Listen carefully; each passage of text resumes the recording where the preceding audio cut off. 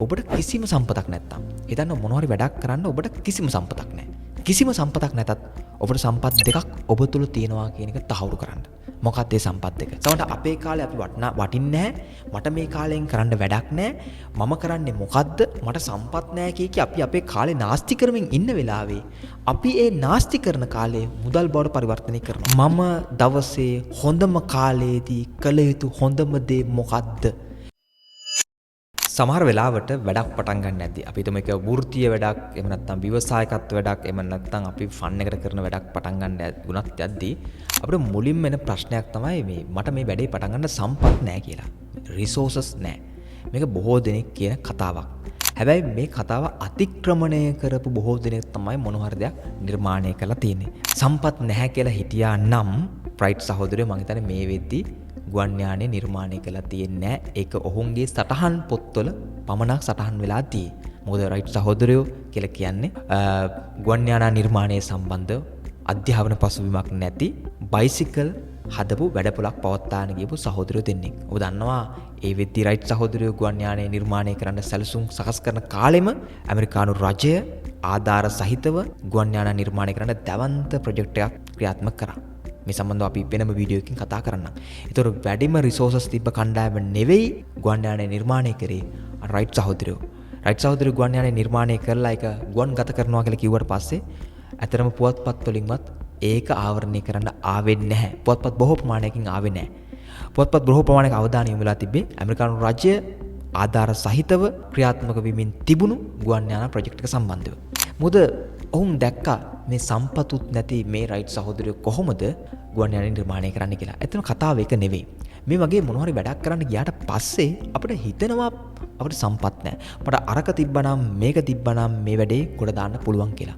මම අද කතා කරන්න බලාපොරොත්තු වෙන්නේ ඔබට කිසිම සම්පතක් නැත්තම්. හිතන්න මොන හරි වැඩක් කරන්න ඔබට කිසිම සම්පතක් නැහැ. කිසිම සම්පතක් නැතත් ඔබට සම්පත් දෙකක් ඔබ තුල තියෙනවා කියන එක තහවුරු කරන්න. මොකක්ද ඒ සම්පත් දෙක? මේ කතාව හොඳින් තේරුම් ගන්න. මේක මගේ අදහසක් නෙමෙයි පරිේශනාත්මක ඔප්පුච්ච දෙයක්. ඒ වගේම ලෝකේ කිසියම් දෙයක් කරපු මිනිස්සු ප්‍රායෝගිකව කරපු දෙයක්. ඔබට කිසිම සම්පතක් නැත්තම් ඔබට තියෙන වටිනාම සම්පත් දෙකක් තියෙනවා. අංක 1 තමයි කාලය, ටයිම්. මම හිතන්නේ කාටවත් ටයිම් එක නැත්තේ නෑ. අපිට විවිධ දේවල් විෂමව ලැබිලා තිබුණාට අපි හැමෝටම පැය 24ක කාලයක් සමානව ලැබිලා තියෙනවා. ඒ නිසා අපි හැමෝටම ලැබිලා තියෙන නොමිලේ ලැබිලා තියෙන වටිනාම සම්පත තමයි කාලය. ඒ නිසා ඔබට කිසියම් දෙයක් නැහැ කියලා හිතෙනවා නම් අනිත් පැත්තට ඔයාම කියන්නේ ඇයි මට කාලය ලැබිලා තියෙනවා. එහෙනම් කාලය කියලා කියන්නේ ඔයාට කිසිම දෙයක් නැති වෙලාවෙදී ඔයා වැඩිපුරම අවධානය යොමු කරන්න ඕනේ. වැඩිපුරම ඊටාම කාර්යක්ෂමව සහ සබලදායීව භාවිත කරන්න ඕනේ දෙයක්. හැබැයි අපේ කාලේ වටිනාකම සමහරට අපි දන්නේ නැති වුණාට අපේ කාලේ වටිනාකම වෙන අය දන්නවා. ඒ නිසා අපි දන්නේ නැතුවම සමහර මිනිස්සු අපේ කාලය මිලදී ගන්නවා. ඔබ ඒ ගැන නිකමනොත් හිතුණොත්. කවුද ඔයාගේ කාලය මිලදී ගන්නේ? සමහරට අපේ කාලේ අපි වටින්නේ නැහැ. මට මේ කාලයෙන් කරන්න වැඩක් නැහැ.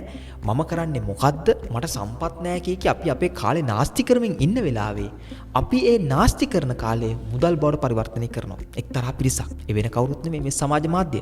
සමාජ මාධ්‍ය කියලා කියන්නෙම අනිත් අය කාලේ නිර්මාණය කරපු ව්‍යාපාරයක්. Facebook, Instagram, YouTube, TikTok මේ හැම දෙයක්ම නිර්මාණය කරලා තියෙන්නේ කාලේ නාස්ති කරන මිනිස්සුන්ගේ කාලේ. මේ හැම දෙයක්ම පටන් ගත්තේ කාලය තමන්ගේ කාලේදී කළ යුතු දේ මොකද්ද කියලා දන්නේ නැතුව සැරිසරන මිනිස්සුන්ගේ කාලේ වටිනාකම දැකලා තමයි මේගොල්ලෝ මේ ව්‍යාපාර නිර්මාණය කරේ. ඒක වෙනම මාකටිං ස්ට්‍රැටජි එකක්. අපි ඒක වෙනම කතා කරමු. ඒ නිසා සමහර වෙලාවට අපි අපේ කාලේ වටිනාකම දන්නේ නැති වුණාට වෙන අය අපේ කාලේ වටිනාකම දන්නවා. ඒගොල්ලෝ අපිට මුදලක් නොගෙවාම අපිට වටිනාකමක් නොදීම සමහරට අපේ කාලය විකුණුම් බවට පරිවර්තනය කරනවා. අපේ කාලය බිස්නස් බවට පරිවර්තනය කරනවා. අපේ කාලය තවත් මිනිස්සුන්ට විකුණනවා. ඒකට හොඳම උදාහරණය මම කිව්වාගේ සමාජ මාධ්‍ය. එහෙනම් ඔබ මුලින්ම ඔබට තියෙන මේ වටිනා සම්පත කාලය කොහොමද කළමනාකරණය කරන්නේ? මම දවසේ හොඳම කාලයේදී කළ යුතු හොඳම දේ මොකද්ද? මෙන්න මේ ප්‍රශ්නය ඔබ අහන්න පටන් ගත්තොත් ඔබගේ කාලය එක එක්කනාට ඕන විදියට පාවිච්චි කරලා විකුණා ගන්න බැරි වෙයි.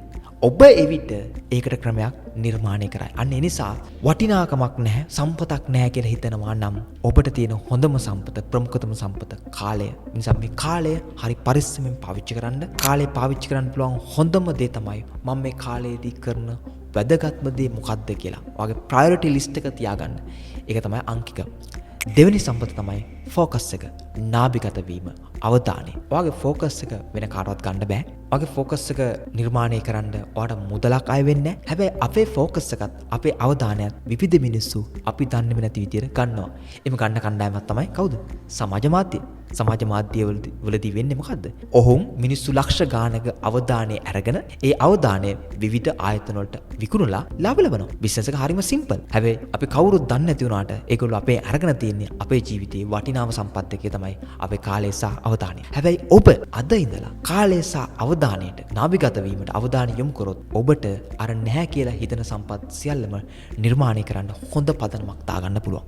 ඒ නිසා හිතවතුනි මේ වෙලාවේ ඔයා අවධානය යොමු කර යුතු දේ, කළ යුතු දේවල් අතරින් කළ යුතුම දේ මොකක්ද කියලා හිතන්න. සමහරට කළ යුතු දේවල් ගොඩක් හිතන කෙනා කිසිම දෙයක් කරන්නේ නැහැ. ඒ නිසා අවධානයට ඔයාට නාභිගත වෙන්න ඕන නම්, ඔයාගේ ෆෝකස් එක වැඩි කරගන්න ඕන නම්, ඔයා ජීවිතේ නිරන්තරයෙන් අහන්න ඕනේ ප්‍රමුඛතම ප්‍රශ්නේ තමයි මම කළ යුතු දේවල් අතරින් කළ යුතුම දේ තෝරාගන්නේ කොහොමද? right now මම දැන් කළ යුතුම දේ තෝරාගන්නේ කොහොමද? මෙන්න මේ ප්‍රශ්නෙට උත්තර හොයද්දී ඔයා දන්නේම නැතුව ඔයා අවධානය වැඩි කරගන්න, ඔයාගේ නාභිගත වීම, ඔයාගේ ෆෝකස් එක ෂාප් කරගන්න කෙනෙක් බවට පත් වෙනවා. ඉතින් දැම්මම හිතන්න කාලය සහ අවධානය ඔයාගේ හොඳම සම්පත් එක බවට පත් කරගන්න, ජීවිතේ බොහෝ වෙනස්කම් කරගන්න ඔබට අවස්ථාව ලැබේ. එහෙනම් අද ඉඳලා මම විශ්වාස කරනවා ඔබට මොනවාරි දෙයක් පටන් ගන්න හිතද්දී කිසිම සම්පතක් නැහැ කියලා හිතෙනවා නම් ඉතාම ඉක්මනින් කාලය සහ අවධානය, time and focus කියන අංශ දෙකට ඔබගේ නාභිගත වීම, ඔයාගේ අවධානය යොමු කරන්න බොහෝ පරිවර්තනයක් ජීවිතය තුළ සිද්ධ වෙන්න පුළුවන්.